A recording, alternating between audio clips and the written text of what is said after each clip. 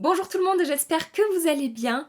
Je pense qu'en voyant le make-up que j'ai sur les yeux, vous allez deviner le sujet de la vidéo d'aujourd'hui.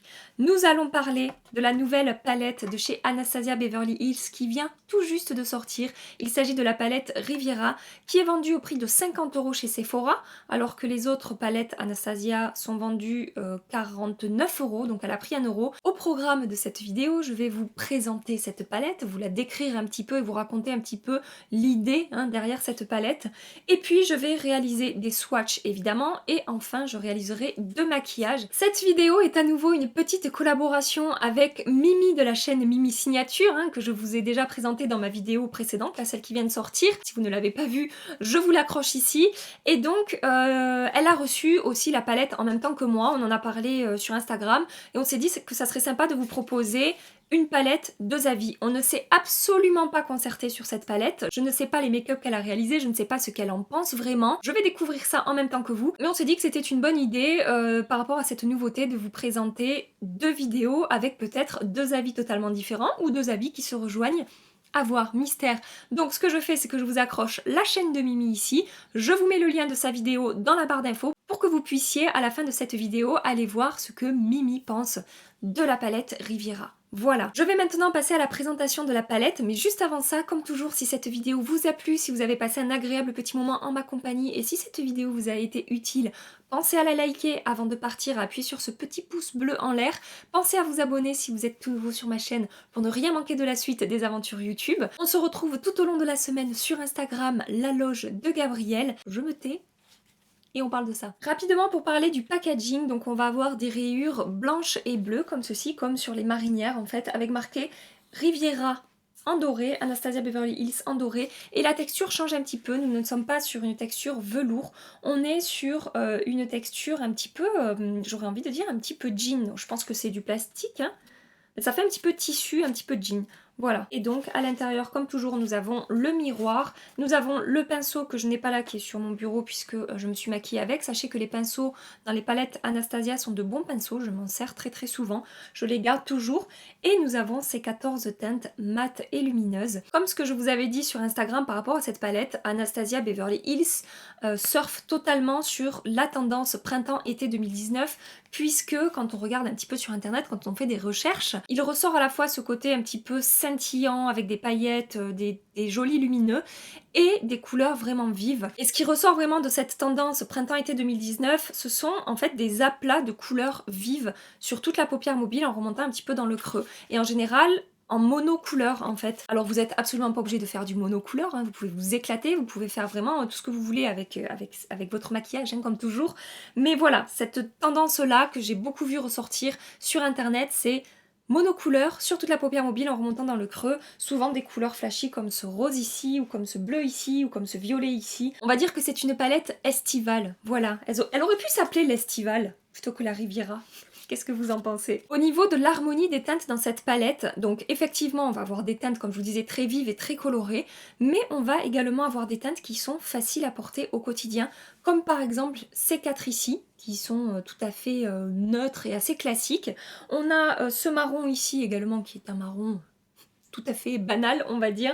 On a ce rose ici qui est très facile à appliquer dans le creux de paupière comme couleur de transition, ou même si vous voulez un make-up un petit peu coloré mais sans être trop flashy, vous pouvez appliquer ça sur toute la paupière mobile en remontant dans le creux, je pense que ça sera vraiment vraiment sympa. Et on a également cette teinte ici qui sort un petit peu du lot au niveau de la teinte, mais qui reste, je trouve, assez facile à porter si on la marie bien avec des couleurs assez neutres. Et donc vous allez voir par rapport aux 2 make-up que j'ai réalisés, je trouve qu'on peut vraiment varier les looks avec cette palette. D'ailleurs c'est ce qu'ils disent dans la description.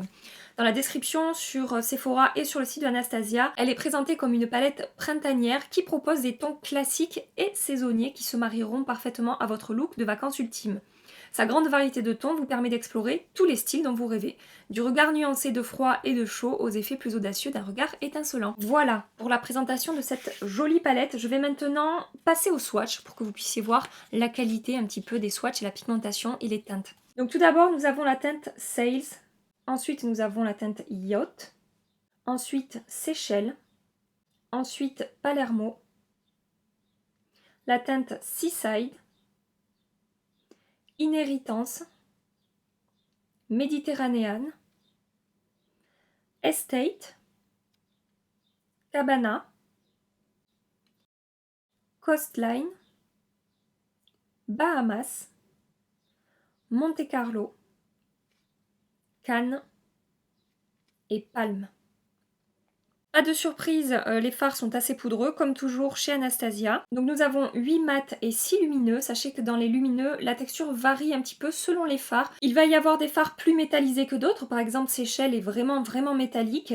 Il va y avoir également le fard méditerranéen qui va avoir en fait des effets un petit peu plus pailletés. C'est métallique également, mais on a un petit peu plus un côté scintillant dans ce fard.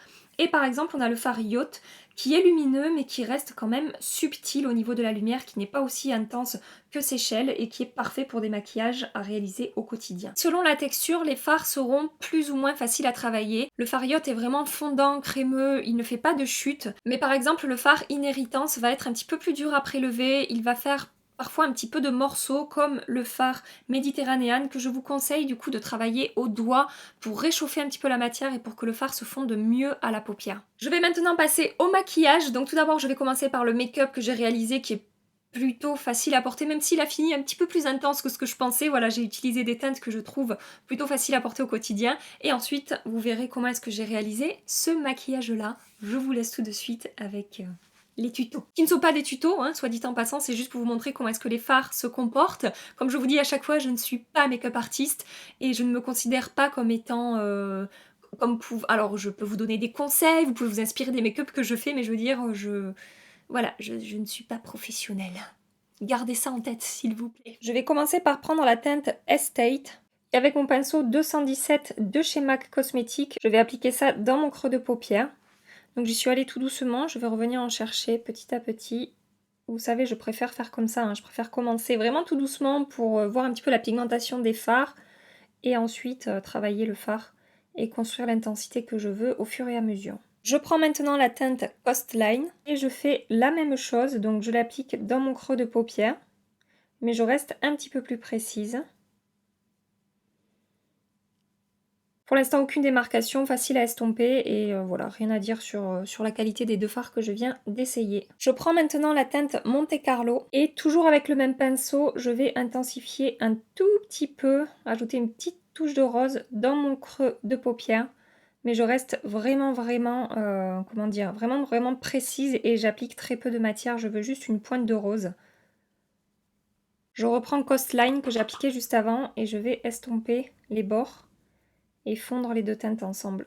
Alors, la pigmentation de Monte Carlo est vraiment très bonne également parce que j'en ai vraiment prélevé une infime quantité et le rose ressort pas mal en fait. Je prends maintenant la teinte Palme et j'applique ça dans mon coin externe en formant un V vers l'extérieur. Donc comme d'habitude, j'y vais tout doucement, quitte à y revenir. J'effleure le fard avec mon pinceau pour voilà, parce qu'il n'y a pas besoin d'en prélever beaucoup, hein. Avec les fards Anastasia, la pigmentation est très bonne. Ça sert à rien de s'acharner avec son pinceau.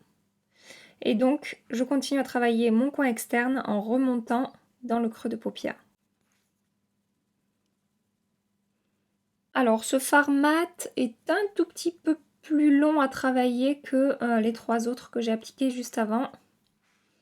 Ça me demande un petit peu plus de travail. Avec ce qui me reste sur le pinceau, j'étire en fait la matière vers le coin interne dans mon creux de paupière. Je reprends la teinte Estate et avec mon 222 de chez Zoeva, je vais appliquer ça sur toute ma paupière mobile. Et rejoindre le coin externe. Ensuite, je reprends Coastline ici et je vais le déposer au centre. Il se travaille vraiment trop bien ces fards mat. En fait, cette teinte Coastline, je vais l'appliquer également dans mon coin interne en fait, par-dessus. Donc par exemple, j'aurais pu m'arrêter là, faire un trait de liner, un petit peu de mascara, avec les mêmes teintes travailler mon ras de cils inférieur, et j'avais un make-up mat, facile à porter, hein. Alors, je sais que pour certaines c'est déjà beaucoup, pour moi c'est clairement le genre de make-up que je peux me faire au quotidien pour aller bosser, etc. Ce que je vais faire quand même pour essayer le plus de fard possible en action, toujours dans des teintes plutôt neutres, je vais prendre Yacht, qui est ici. Ce fard est d'une onctuosité assez incroyable, et donc je vais déposer ça sur ma paupière mobile, en tapotant en fait, je dépose la matière et je l'étire jusqu'à mon coin externe. Je reviens intensifier un petit peu mon coin externe et refondre les matières ensemble. Sur ma paupière mobile, j'aurais également pu utiliser Seaside qui se serait en fait parfaitement bien fondu avec, avec les teintes que j'avais appliquées avant. Mais vu que c'était une teinte un poil plus originale que la teinte Yacht et que là vraiment j'ai voulu être, rester sur un make-up neutre, voilà, j'ai préféré prendre Yacht, mais sachez qu'avec cette teinte là ça aurait été également du coup un petit peu plus froid, mais super super joli. J'intensifie mon ras de cils toujours pareil avec mon fard Blackout de chez Urban Decay et mon pinceau 317 de chez Zoeva. Ce que je fais, je maquille mon deuxième œil, j'applique du mascara, je termine mon teint et je viens ensuite avec vous à la caméra terminer mon dessous des yeux. A tout de suite. J'ai terminé mon deuxième œil. Bon, je vous avoue qu'en regardant comme ça, c'est un petit peu plus intense que ce que j'avais prévu de faire à la base. Mais vous aurez compris l'idée, on peut faire des maquillages dans des tons faciles à porter avec cette palette. Je trouve vraiment qu'il y a un équilibre entre teinte facilement portable et teinte beaucoup plus peps et beaucoup plus flashy. Donc maintenant pour le ras de cils inférieur. Soit je fais quelque chose de très classique, c'est-à-dire que avec les mêmes teintes que j'ai appliqué en haut, j'applique en bas. Soit ce qui peut être sympa dans ces cas-là, quand vous avez fait un maquillage plutôt neutre, entre guillemets, sur la paupière du haut, c'est d'ajouter une touche de couleur en fait au ras de cils inférieur. J'aime beaucoup faire ça. Je pense que je vais faire à la caméra et après je corrigerai parce que j'ai une soirée ce soir, donc je vais pas pouvoir sortir comme ça, mais je vais faire un ras de cils classique et un ras de cils un petit peu plus flashy. Je prends Coastline qui est ici et avec mon 230 de chez Zoeva, je vais appliquer ça tout le long de mon ras de cils inférieur. Et je remonte ici au coin externe. Ensuite, je reprends la teinte Palme. Je vais intensifier mon coin externe en restant un petit peu plus précisément au ras de cils. Et avec la pointe, je remonte un petit peu ici. Et enfin, je vais prendre une pointe d'enlumineur. Donc pour ça, je prends un enlumineur que j'ai sous la main. J'ai là à côté de moi le Gem Glow Trio Compact de By Terry, qui est un excellent enlumineur. Je vous en ai déjà parlé. Pour terminer, j'applique un crayon couleur chair dans ma muqueuse. Il s'agit du Glide Liner Waterproof de chez Sephora en teinte Creamy Beige. Et j'applique un petit peu de mascara au ras de cils inférieur. De l'autre côté, je vais commencer par Coastline également, qui va permettre d'apporter un effet un petit peu plus fumé, un petit peu plus estompé à mon ras de cils inférieur. Je pense que je vais appliquer ce rose qui est ici. Je prends ça avec un pinceau de la marque Juvia's Place. Je suis désolée, il n'y a pas de référence. Oh, ça se prélève bien. Et je vais déposer cette teinte au ras de cils. J'ai envie de tenter autre chose. Dans mon coin interne, je vais appliquer cette teinte dorée ici. J'ai envie d'intensifier encore plus l'effet un petit peu couleur originale. J'applique également du crayon dans la muqueuse. Et j'applique un petit peu de mascara au ras de cils. J'ai donc terminé mon premier maquillage avec donc un ras de cils plutôt classique de ce côté et une touche de lumière et de couleur un petit peu plus vive de ce côté. Voilà pour ce premier make-up.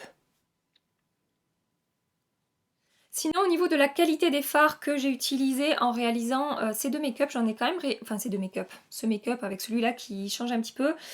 J'ai quand même utilisé 1, 2, 3, 4...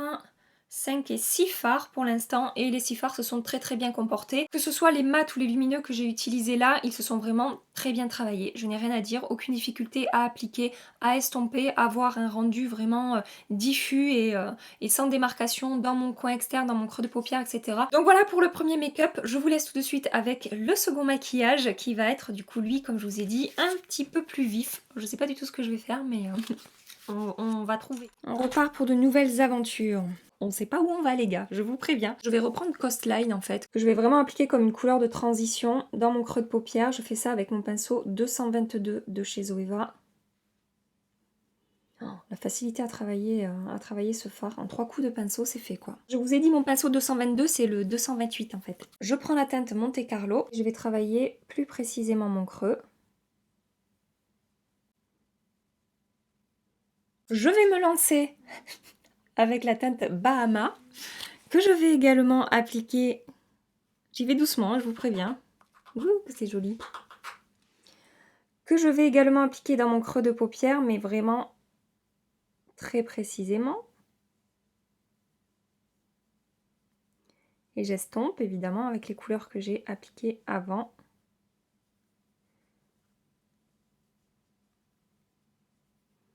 Vous voyez là par exemple, j'aurais pu prendre la teinte Monte Carlo, l'appliquer sur toute ma paupière mobile, un coup de liner de mascara et j'avais un make-up coloré, pas trop diversifié au niveau des teintes et je pense que ça aurait été sympa, ça aurait été une couleur un petit peu vive, mais sans être, voilà, sans être too much à mon goût, évidemment, hein, chacun ses goûts. Je prends maintenant la teinte Palme et avec le côté plat du pinceau fourni avec la palette, je vais l'appliquer dans mon creux en suivant mon creux en fait. Donc là c'est pareil, j'y vais mais alors très doucement. Je vais construire, hein, je ne vais pas tout déposer d'un coup et ne plus m'en sortir après avec l'estompage. Cette étape que je suis en train de faire, si les fards avaient été patchy ou compliqués à travailler, ça aurait été une cata en fait. Ça aurait fait des démarcations, ça aurait vraiment pas été joli. Là ça s'applique bien et ça se fond bien et c'est très agréable, je vous assure. Surtout quand on n'est pas doué forcément comme moi quoi, pour ce genre de make-up. D'ailleurs si vous voulez voir des make-up de folie artistique, il y en a beaucoup qui la connaissent déjà, mais si vous ne connaissez pas Marion Caméléon et que vous aimez les make-up hyper travaillés, hyper sophistiqués et vraiment très artistiques, c'est vraiment le côté artistique du make-up, allez voir Marion Caméléon. Et d'ailleurs elle a fait un superbe make-up avec la palette Riviera d'Anastasia. Je reprends Monte Carlo et je l'applique dans mon coin interne et dans mon coin externe. Je prends la teinte Palermo et je vais l'appliquer par-dessus dans mon coin interne. Oh, ça fonctionne plutôt bien. C'est mon pinceau 18 de Anastasia. Et je dépose ça donc. Coin interne. Coin externe. Je reste sur ma paupière mobile. Ensuite, je prends Seaside ici. Ce fard a un côté un petit peu qui se défait un petit peu. Donc je vous conseille de le travailler au doigt et de chauffer un petit peu la matière sur votre main. Je vais le déposer au centre de ma paupière mobile. J'ai quand même envie de rajouter une touche un petit peu plus peps. Donc, comme s'il n'y en avait pas assez, je vais prendre Seychelles ici. Et toujours avec mon doigt, je vais déposer ça par-dessus, au centre. Je reprends Seaside, hein, cette teinte ici. Et avec mon pinceau Anastasia, je vais fondre un petit peu les contours en fait. Je reprends la teinte Palme. Je vais fermer ici mon coin externe en formant un V. Je prends mon 231 de chez Zoeva et je fais la même chose en fait. Il était trop fluffy l'autre. Je vais maintenant intensifier mon ras de cils, toujours avec mon fard Blackout Urban Decay et mon pinceau Zoeva, le 317. J'applique mon mascara. J'utilise pour ça le Effet Fossile The Curler de Yves Saint Laurent, comme d'habitude. Je maquille mon deuxième œil, je termine mon teint et on finira le ras de cils inférieur ensemble. Je reviens tout de suite. Pour terminer ce make-up, je vais reprendre la teinte Monte Carlo ici. Et avec mon 231 de chez Zoeva, je vais appliquer ça le long de mon ras de cils inférieur, partout, tout le long. Je prends la teinte Palermo, je l'applique également le long de mon ras de cils inférieur. Pour apporter un petit peu de lumière. Je prends la teinte Palme avec la pointe de mon petit pinceau 230 et, comment dire, je fume un petit peu ici le coin externe au niveau de mon ras de cils. Et enfin, je prends la teinte Inheritance ici. Et avec mon 212 de chez MAC, je vais appliquer ça dans mon coin interne. Je remonte un petit peu et je descends un petit peu. J'applique du mascara au ras de cils inférieur. Je mets du crayon dans ma muqueuse. J'ai terminé mon second maquillage et j'espère que le résultat vous plaît. Sachez que je n'ai rencontré aucun problème à nouveau pour travailler les fards, que ce soit les mats ou les lumineux. Et les lumineux, je n'ai absolument pas eu besoin d'humidifier mes pinceaux. Donc je suis vraiment très contente de la qualité de cette palette. En même temps, je n'en doutais pas, hein, j'ai envie de vous dire, je n'ai jamais été déçue de la qualité d'une palette Anastasia. Et celle-ci ne fait pas exception. C'est une très bonne palette, que ce soit les mats ou les lumineux. J'ai terminé cette vidéo sur la palette Riviera Anastasia Beverly Hills. J'espère vraiment qu'elle vous a plu. J'espère que vous avez passé un agréable petit moment en ma compagnie. Comme toujours, je vous donne rendez-vous jeudi soir à 18 h pour ma prochaine vidéo. En attendant, je vous fais des milliards et des milliards de bisous. Mouah. Prenez soin de vous et à très bientôt. Bye bye. Je vais commencer par... C'est compliqué, les nouveaux réglages. Je galère hein, avec mes nouveaux avec ma nouvelle caméra. Vous savez, les réglages c'est compliqué. Pas plus. J'aime pas quand ça fait les pattes de mouche. Les pattes de mouche. Donc par un...